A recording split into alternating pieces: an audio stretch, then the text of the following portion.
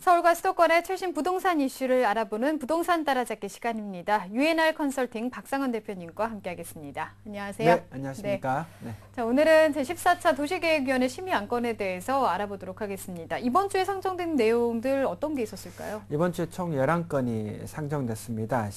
심의가 11건 됐는데요. 네. 원안대로 가결된 게 2건, 이 수정해서 가결된 게 3건이고요. 조건부 가결이 4건, 보류가 2건으로 됐습니다. 우선 그 개포지구의 그 중심 지구 단위 계획구역 내에 그 관광 숙박시설이 건립됩니다.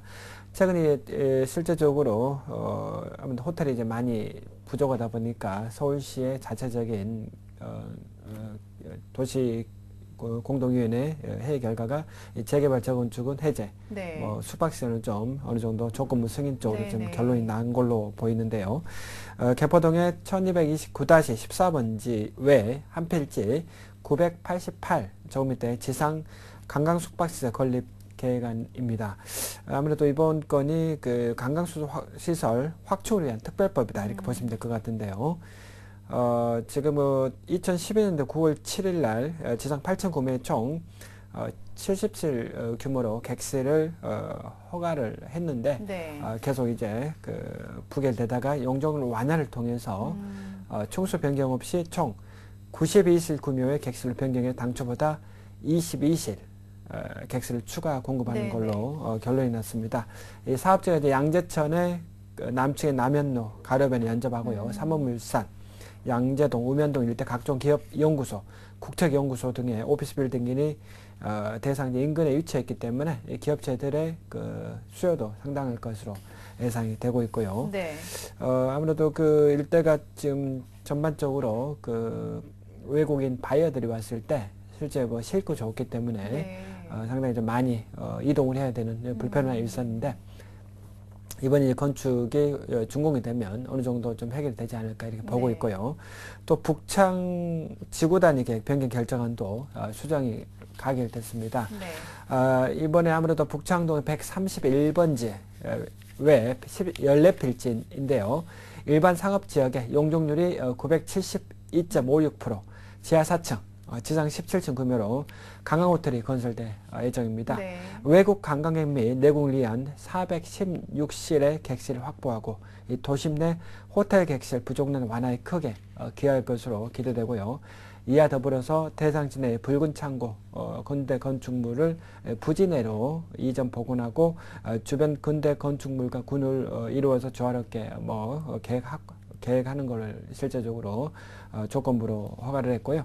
아무래도 대상지 전면 보도에 설치된 남대문 지하상가 출입구 2개를 호텔 건축물 내부로 이전하고 네. 관광객 및 시민의 보행 환경을 개선하는 걸로 해서 이번에 허가되는 걸로 합니다. 아무래도 인근의 명동, 북창동, 남대문 시장 등 관광객들이 네. 상당히 이제 많이 몰려 있는 관계로 일단 숙박시설이 이제 필요하기 때문에 이번에 조건부가 허가돼서 관광 인프라 확충에 상당히 큰 기여를 할 것으로 예상이 되고 있습니다. 네, 말씀하신 곳 뭐 두 곳 모두 네. 수요가 많은 곳이기 네, 때문에 그렇습니다. 네. 좋을 것으로 생각이 합니다. 관광 활성화에 어느 정도 좀 기여를 할 것 같고요. 네. 또 경의선 공덕역 복합 역사개발 지구 단위 계획도 조건부로 여기는 가결이 됐다고요? 네, 아무래도 그 경의선 일대도 실제적으로 어느 정도 수요가 좀 있는 곳입니다. 그래서 일대가 이제 마포구 도화동의 25-3번지 일대입니다. 공동역 상부층을 16,500제곱미터에 대해서 지역 특성에 맞게끔 네. 복합 역사를 개발하는 걸로 되어 있는데요.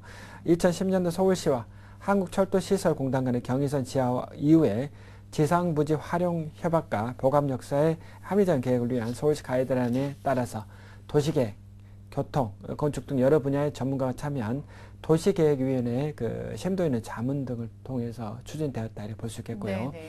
공동역의 복합 역사에는 23층 규모 약 390여 세의 호텔, 업무시설, 6층 규모의 문화시설 및 판매시설 등이 들어설 계획입니다.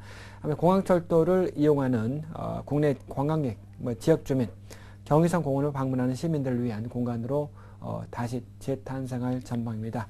아무래도 지역 특성상 건축계획의 실제적으로 주변 상공과 연계하고요. 네. 가동 판매시설의 입지를 좀 제한했고 남북 방향으로 남북 방향으로 해서 좀 개방감을 좀 높였다는 게 특징이라 볼 수 있겠습니다.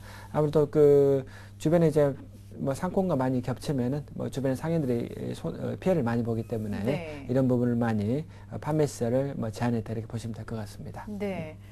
그리고 서울 마포구 경의선 그 홍대 입구역과 서울 지하철 공덕역에 복합 역사가 들어선다는 것도 아무래도 이 부동산 시장에 영향을 미칠 것 같습니다. 그렇습니다. 홍대 입구 같은 경우 지금도 이제 많은 부동산 투자자들이 많이 관심을 가지고 네, 있고 네.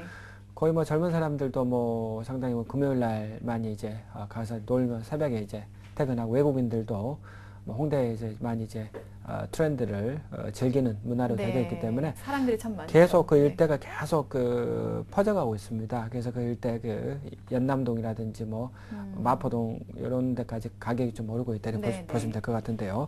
일대가 이제 동교동입니다. 190-1번지 일대 2844제곱미터에 역사와 350실 규모의 실제적으로 관광 숙박 판매 시장, 공원 등이 들어선다고 보시면 될 것 같습니다.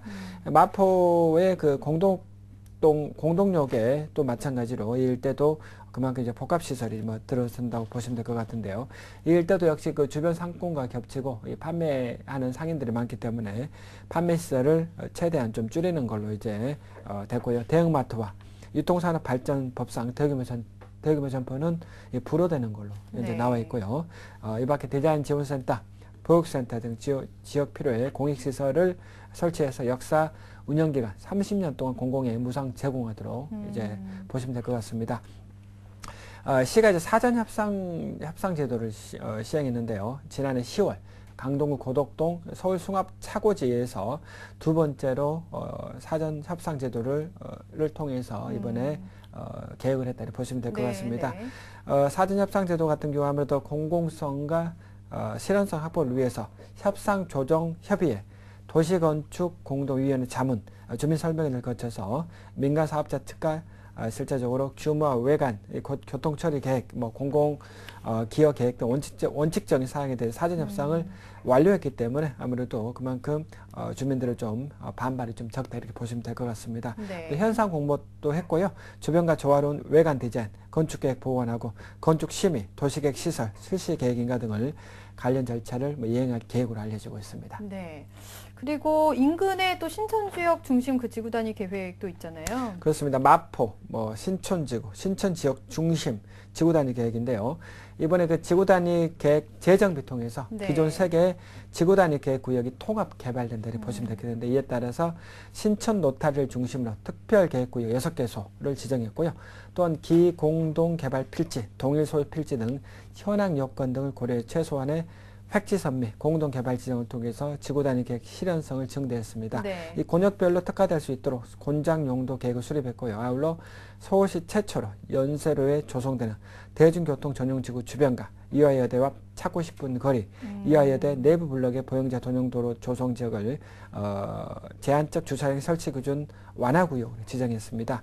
아무래도 서울시는 신촌지구 일대 지구 단위 계획 및 계획 결정을 통해서 대상지가 대학문화, 상업 업무 기능이 공존하는 서부권 지역 거점으로 발전될 것으로 기대되고 있고요. 계획대로 된다면 부동산 시장에 상당히 큰 영향을 미칠 것으로 기대되고 있습니다. 네. 또 미아동 일대뿐만 아니라 구로동과 개봉동 그쪽 오래된 주택 밀집 지역이 있잖아요. 이쪽도 주택 재개발 건축 정비 사업 추진한다고요? 그렇습니다. 미아동의 3-111번지 일대 지구 단위 계획 구역 및 계획 결정안이 원안대로 가결됐습니다. 해당 지역이 그 1968년도 집단으로 조성된 주거 단지입니다. 면적이 만 제곱미터 정도 일단 본다 이렇게 보시면 될 것 같은데요. 2003년 4월 안전진단 자문 결과에서 재건축 필요 진단을 받았습니다.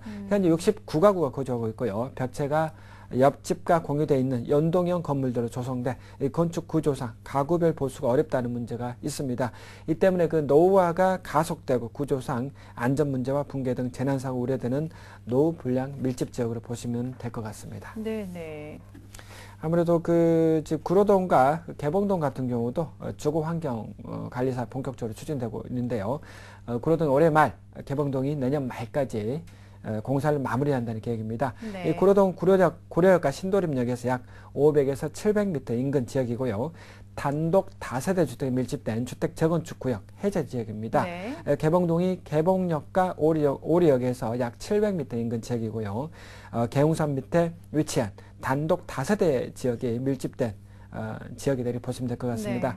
주거환경관리사업은 주민 참여형 재생사업이고요. 노후 건물을 전면 철거하는 개발 방식 대신에 마을의 역사성과 환경성 등을 보존하면서 공공에서 기반시설 정비하거나 설치하는 식으로 진행됩니다.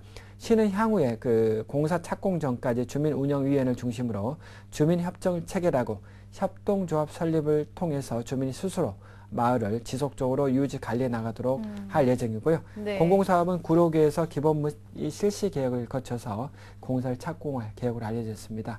아무래도 서울시에서도요, 구로동은 재건축 정비 예정 구역이고 이 실제 해제된 이후에 네. 주민이 참여해서 마을 계획을 이끌 것으로 낸 첫 사례라고 현재 얘기하고 있고요.